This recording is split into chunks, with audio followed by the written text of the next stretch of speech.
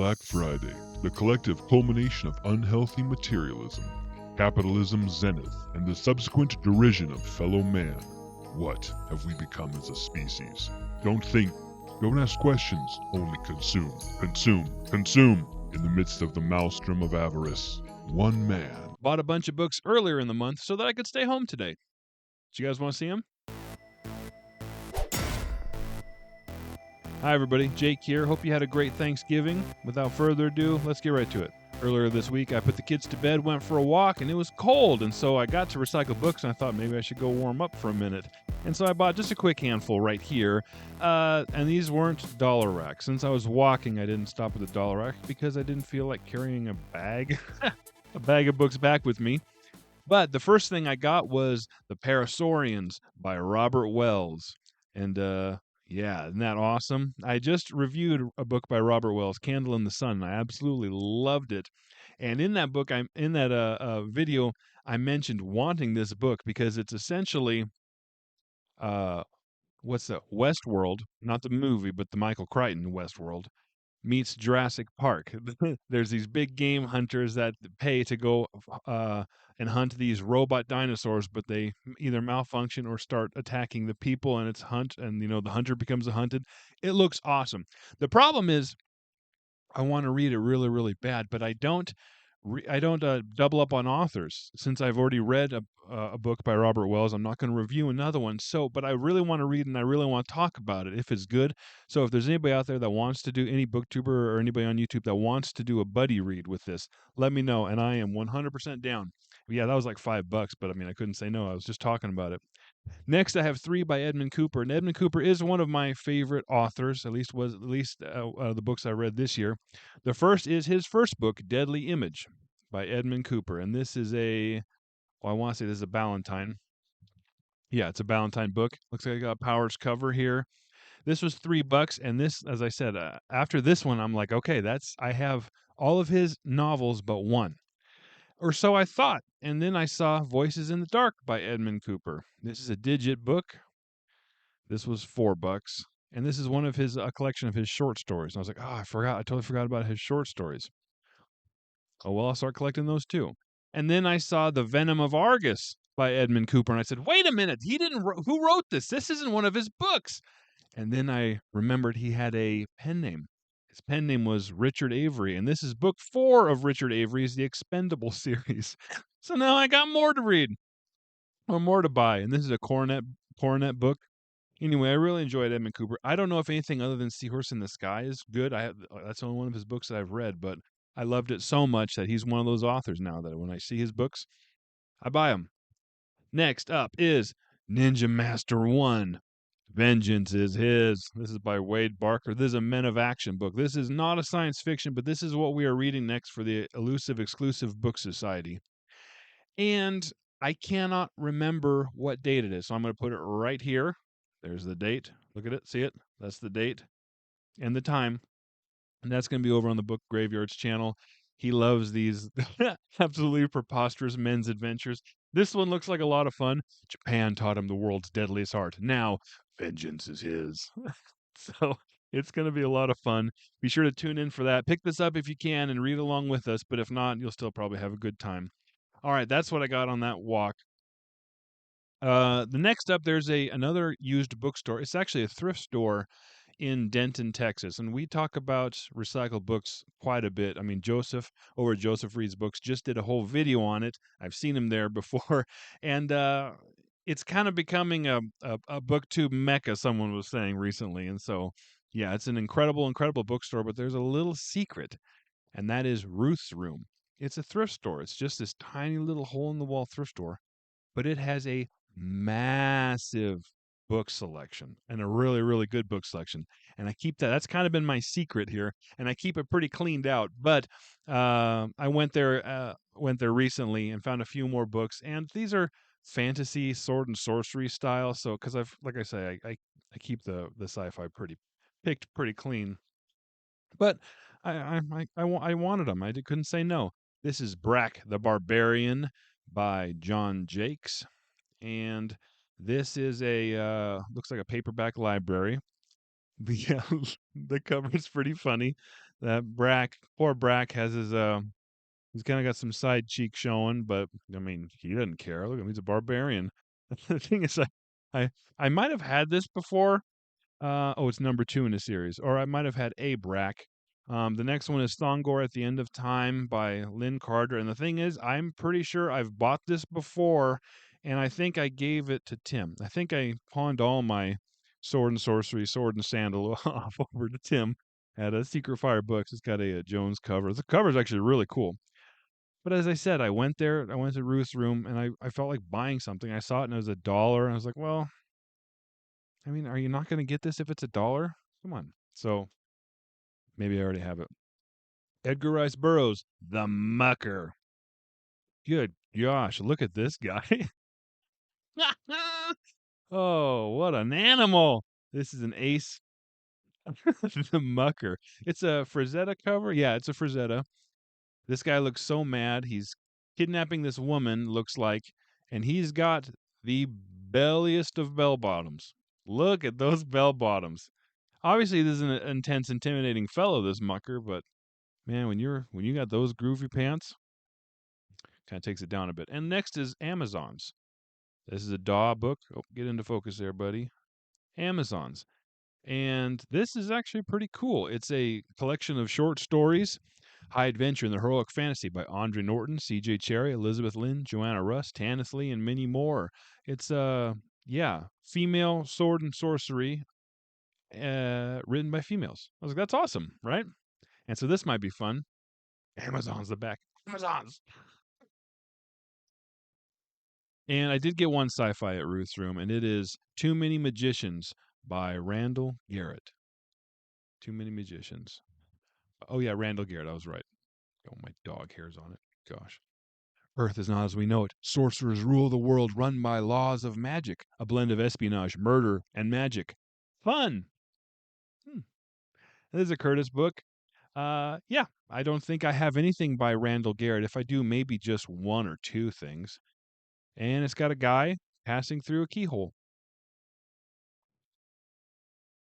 All right, next up is a hardcover, a book club edition of Bug Jack Baron by Norman Spinrad.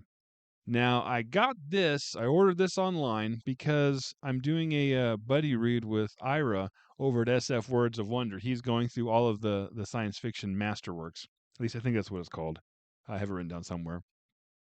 A classic near future novel of media manipulation, political chicanery, murder, worse. Wow. And the cover here is ripped. It didn't say it was, but I bought it off thrift books, so you never know what condition you're going to get. um, I reached out to Ira and I was like, hey, I'll do a buddy read because he's looking for people if anybody wants to join him on as he's going through the science fiction masterworks. And I was like, sure, I'll do it. And so he sent me a list, and at the and all the books looked pretty good. And at the bottom, he said something to the effect of like, and Bug Jack Baron, if you're feeling brave or if you're feeling, I forget how he phrased it, but it was kind of a warning, like maybe don't do this book. And so I was like, oh, that's definitely the one we're doing. Because I'm very delicate and I'm very, sensitive. Yeah, but in the inside cover here, it's after the synopsis. It says, "Warning: sexual content and language may be offensive to some readers." um. So yeah, so this might be a good one.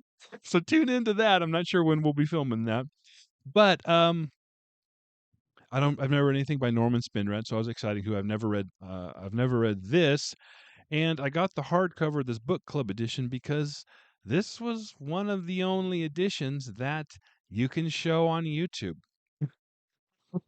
I'll let you guys look that up if you're curious as to what I'm talking about. All right. And the last stack here, right there, this is all recycled books again, my trusty, trusty dollar rack. I like to keep that. I like to keep it as empty as I can because with good luck, it's shelves and shelves and shelves. But the way I figure, the more I buy, the more they have to get more out of their storage to put up there. And so I try, I try to buy something at least every time I go in. I try to take some stuff out of it. But that being said, there are some books here that I'm actually really excited about, which is good because sometimes I'm just like, I don't have this by this author. I don't know if I'm going to read it, but there's some here that I'm definitely going to read. The first is an Ace Double, The Picture of Pavanne by Wright. I have a couple things by Wright. What was the frightening reality behind their alien allure? I love this because look at that little spaceship or that little space card. Just it's so cute. Um, and the backside is The Youth Monopoly by Ellen Wobig. Wobig? Yep, Ellen Wobig. Now this one, I like the ace doubles. Some people don't like these ace doubles. I like them. I think they're fun. They're kind of clunky, but the idea is cool. Like two for the price of one. I get it. If I was a kid back in the '60s, I'd be like, I want to buy a double. But I don't have anything by Ellen Wobig, which is why I bought this because I don't know if you can tell. This is the spine here has been taped, so it looks like it had a tear at one point. The book's still pretty tight, but it has been taped, which is a bummer. But like I said, I don't have anything by Ellen Wobig, and so I'm curious. The next is another double, but it's not an ace double. This is a Belmont double science fiction. Right there, we got The Flames of Iridar by Lin Carter and Peril of the Starmen by Kris Neville. Now, this I love this Jeep kind of getting sucked into a UFO here with these soldiers, these little army men soldiers. Yeah, it's just kind of fun, and it was $1. You can't argue with that. Broken Sword by Paul Anderson. I've heard good things about the Broken Sword, so I was excited to find this for $1. Now, this is a little scuffed up here on the top, which kind of explains why it was $1. But I mean, other than that, the book's tight. They've got a wraparound cover. Look at that little guy. The cover's beautiful. It's a lot of fun, and as I said, it's I've heard good things about the Broken Sword. It's a Valentine book. Yeah, love it. Next, I got Tomorrow Times 7 by Frederik Pohl. I haven't looked at this, but I'd be willing to bet it's a short story collection. This guy's got a tiny lean to him, nothing extreme or severe. Got a Powers cover. Yeah. Oh, I thought this was just. I'm actually kind of digging this cover, which is crazy because I'm not the biggest fan of Richard Powers, as you guys know. But initially, I thought this was just more of his squiggly nonsense he does. But no, there's an actual spaceship, which looks wild, and this is actually like a city or a spaceport or something.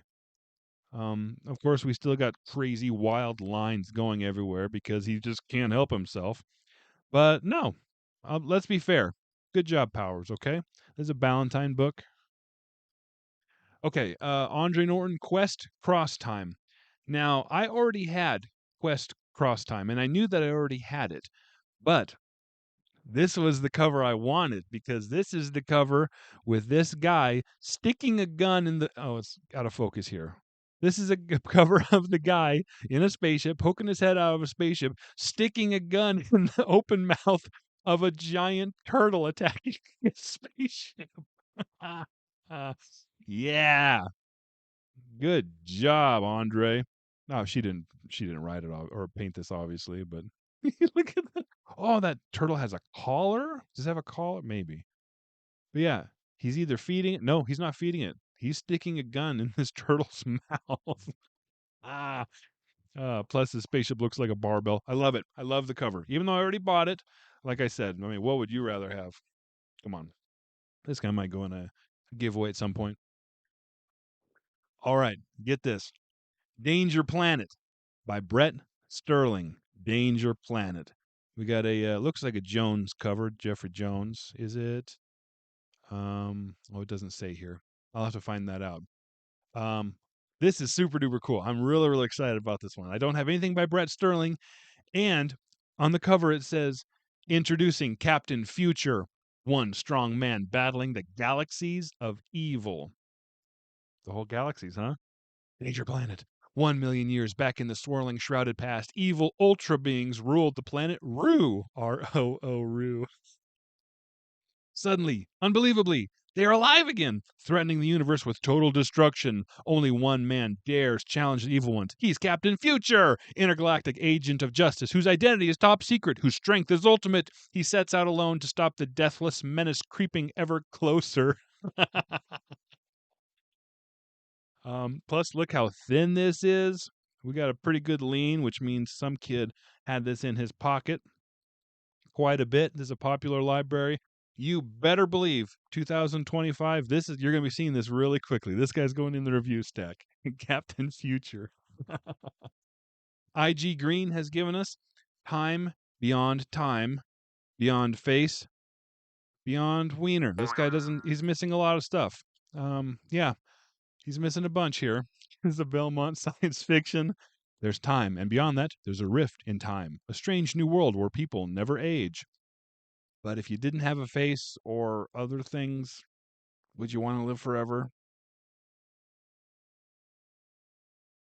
No. No, you wouldn't. Okay, this one, I you guys have to help me out here. I don't know why I bought this. How many times have you heard me say that?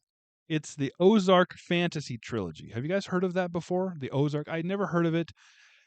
This isn't something I would typically buy. It's by Suzette Hayden Elgin, and there's three of them. I bought all three of the Ozark Fantasy Trilogy.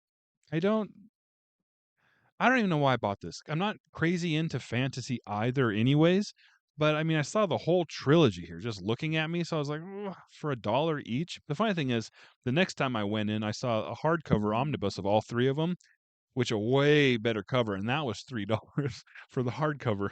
And so maybe I should have just got that. These are a Berkeley fantasy. I don't have anything by Suzette Hayden Elgin. The first is 12 Fair Kingdoms, and it has a donkey, but this donkey is going super duper fast. Like, look at his legs there. Like this sound. It reminds me of this sound effect. And they're looking at a little Lego castle there. In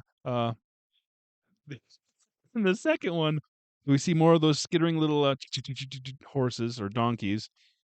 This guy he's telling some sort of story, but he's putting this lady to sleep. And if we go to the very next book, and then there'll be fireworks, she's still sleeping.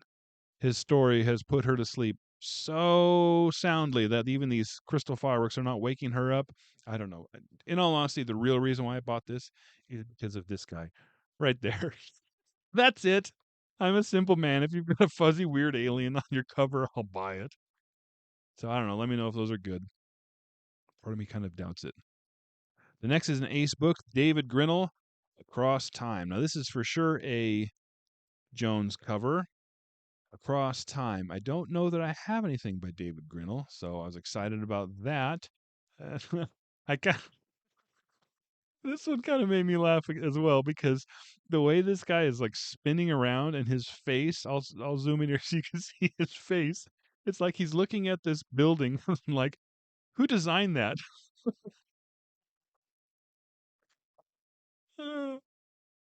The Alien Way by Gordon R. Dickson. We've got a fuzzy alien holding a planet here. The Alien Way. Ooh, is Hugo and Nebula? Oh no. This isn't Hugo and Nebula Award winner. Gordon R. Dickson is.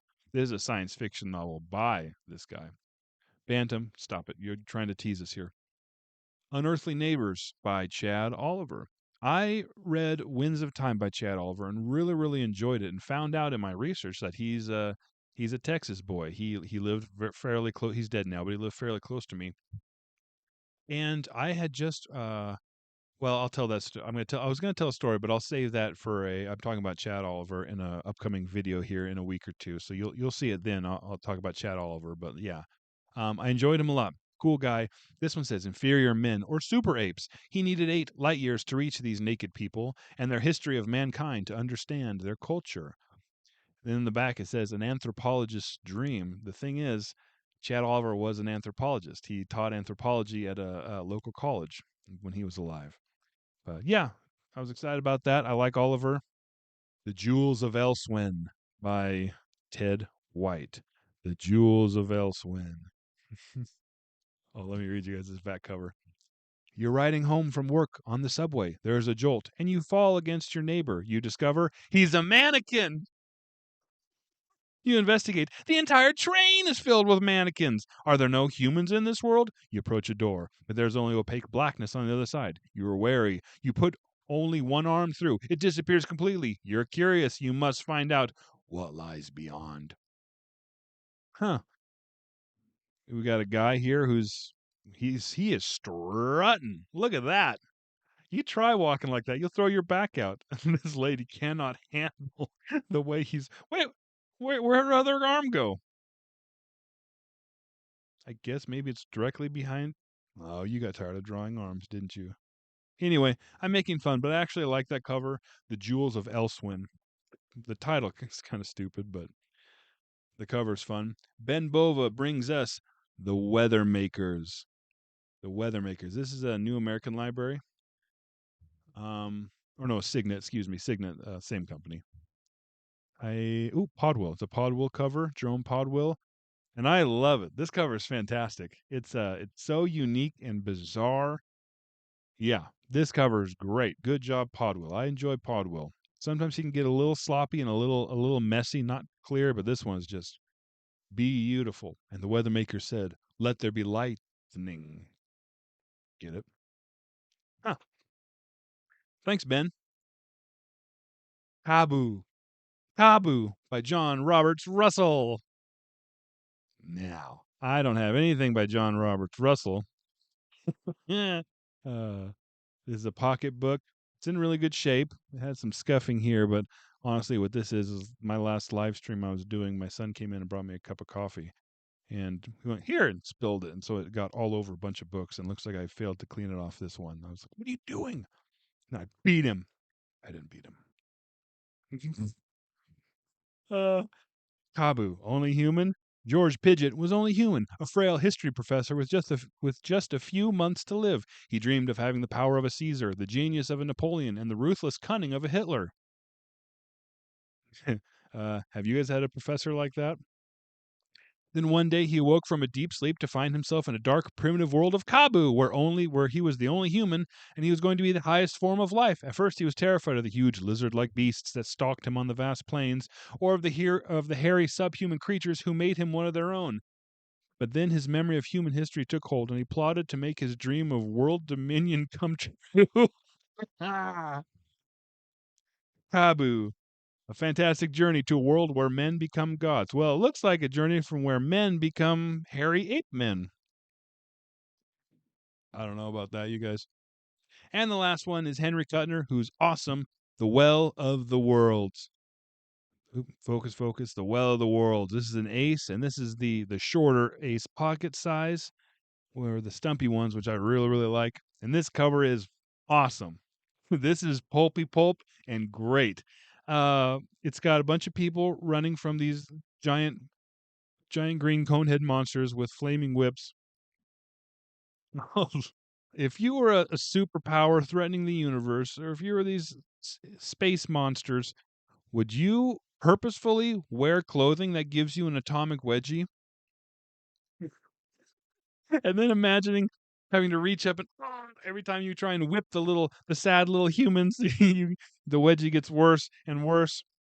Oh, these people are falling off into the void of nothing. Hey, these people all have the exact same face. Even the women, look at that. There's a cover by Alex Schomburg. Oh, there's a topless woman in there. Oh, Alex, stop that. You don't have to do that to sell this. We were going to buy it anyways. Anyway, I'm excited about this one too. Anyway, that's all I got for the month of November. I'm all caught up on my haul, which is good. I got my desk clear again. Yeah. Thanks for watching, everybody. Appreciate you guys. Hey, stay home today. Don't go out there in the craziness. But if you do find yourself having to go out to get that TV or toaster for $5 off, maybe stop by a bookstore instead. Or don't. I don't care. More for me. Bye.